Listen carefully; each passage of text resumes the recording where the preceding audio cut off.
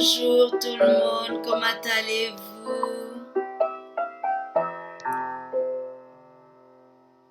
Aujourd'hui, nous allons parler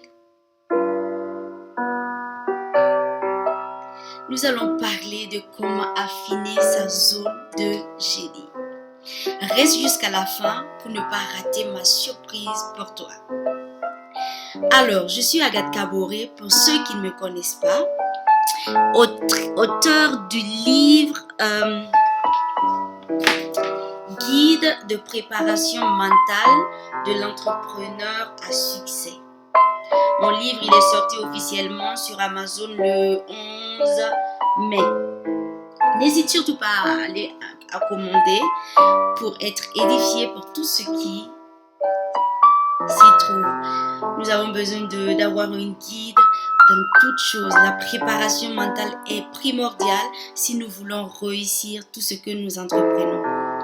Aujourd'hui, nous allons parler de comment affiner sa zone de génie pour mieux entreprendre et réussir son entreprise, si vous voulez. Alors, comment affiner sa zone de génie? Vous savez, se sentir utile et contribuer à un monde meilleur est le rêve de beaucoup de personnes. Mais malheureusement, trop de personnes passent à côté de leur destinée par manque de discipline et de discernement. Notre système en Afrique éducatif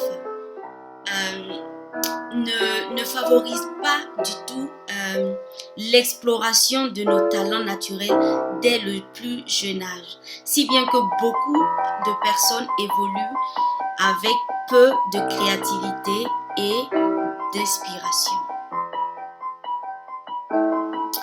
Mon message dans cette vidéo est que nous pouvons tous décider sur notre vie et trouver notre propre zone de génie. Une vie dans laquelle on s'épanouit vraiment et grâce à laquelle on contribue véritablement à un monde meilleur.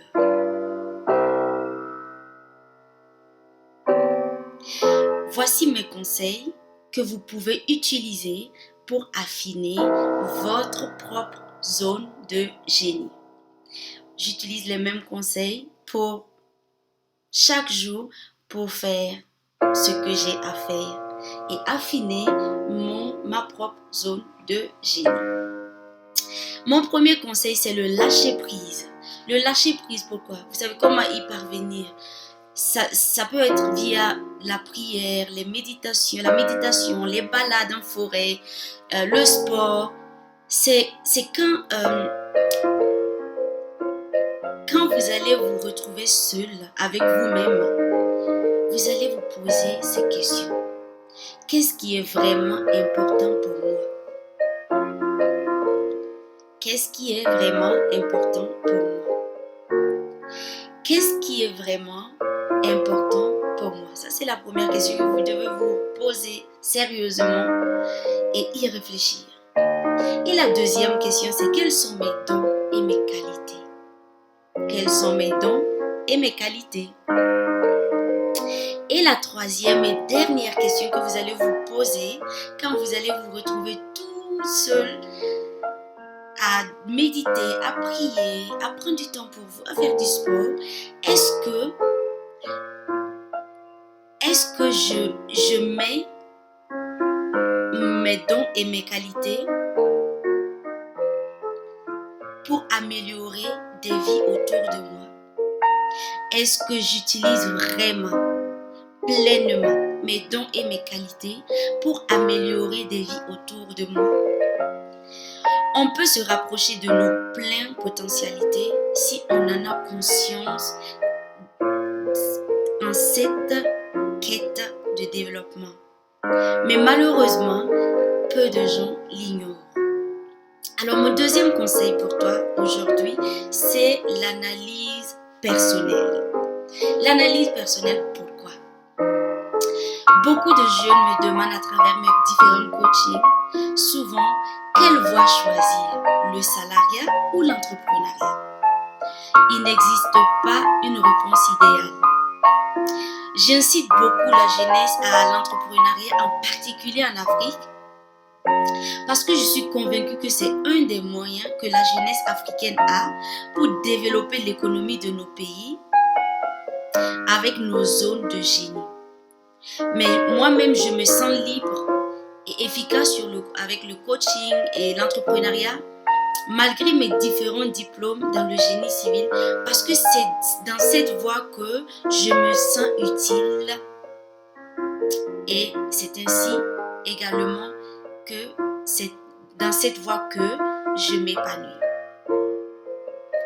D'autres personnes s'éclatent dans leur métier. Et heureusement, quelle que soit la voie que vous choisissez, il y aura toujours des points négatifs et des points positifs. Personne ne peut choisir à votre place. Personne ne doit choisir à votre place. Pour certaines personnes, le choix est évident. Mais pour d'autres, il faudra de nombreux tests avant de trouver sa zone de génie. Ayez juste en tête qu'il n'y a jamais d'échec. Il y a juste des confirmations que certaines voies ne sont pas faites pour vous. Et mon troisième conseil, c'est le travail dans un environnement de croissance. Travailler dans un environnement de croissance, pourquoi? Mon conseil est de choisir un travail dans un environnement de croissance parce que quand il y a de la croissance, il y a des opportunités. Et les opportunités, tout le monde le sait, qu'ils sont faites pour être saisies. Et cela vous permet de revenir à ce que je disais encore plus haut. Par contre, dans un environnement de travail à l'inverse, est pour moi synonyme de stagnation, donc peu propice pour évoluer vers votre zone de génie. Mon quatrième conseil, c'est devenir le créateur de votre vie. En vous disant cela, je me fais un auto-clin d'œil à travers mes différentes plateformes sur le net avec lesquelles j'aide des personnes à créer des entreprises et à développer des entreprises à succès. Dans la vie, vous devez être à la fois créateur et acteur. Les producteurs créent de la valeur au monde en apportant de nouvelles idées.